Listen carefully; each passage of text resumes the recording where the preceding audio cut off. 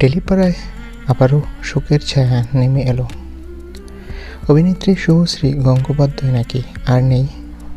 বিস্তারিত জানতে ভিডিওটি শেষ পর্যন্ত দেখুন। সম্প্রতি ট্রেন সফরে ছোট্ট শিশুকে কোলে নিয়ে আদর করেছিলেন শুভশ্রী। প্রথমে একটা ছেলেকে কোলে নেয়, তিনি ভেবেছিলেন মেয়ে। এরপর অভিনেত্রীর আদর সবাইকে মুগ্ধ করে। বর্তমানে শুভশ্রী নিজেও 2 সন্তানের মা। তা সত্ত্বেও শিশুদের প্রতি আলাদা রকম ভালোবাসা তিনি আগেই জানিয়েছেন।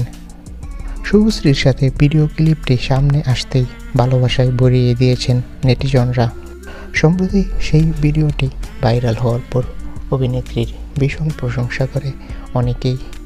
তবে সম্প্রতি একটা ভিডিও অভিনেত্রীকে দুঃখ দেয়। সম্প্রতি শুভশ্রী গঙ্গোপাধ্যায়কে নিয়ে জানানো হয় যে অভিনেত্রী নাকি ট্রেন দুর্ঘটনায় মারা গিয়েছে। আসলে বন্ধুরা, অভিনেত্রী ট্রেন দুর্ঘটনায় মারা যায়নি। এই বিষয়টা এখন ট্রেন্ডিং। তার এই গুজবটিকে সরিয়ে দেয় একটা কুচক্রী মহল। তারা জানায় শুভশ্রী ট্রেন দুর্ঘটনায় মারা গিয়েছে। আমরা খোঁজ নিয়ে জানতে পারি অভিনেত্রী সম্পূর্ণ সুস্থ রয়েছে। নায়ক দেব বলে যে যখন আমি এই খবরটি জানতে পারি তখনই রাজদাকে ফোন করি। তিনি বলেন যে এটা একটা গুজব।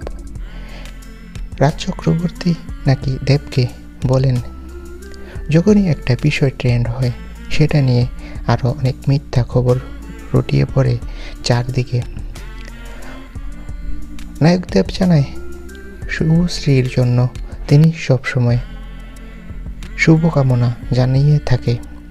আর এই খবরটি জানামাত্র নায়ক দেব ভীষণ চিন্তায় পড়ে গিয়েছিল। তো বন্ধুরা, শুভশ্রী গঙ্গোপাধ্যায় সম্পূর্ণ সুস্থ রয়েছে। তোমরা কেউ এসব গুজবে কান দেবে না। ধন্যবাদ।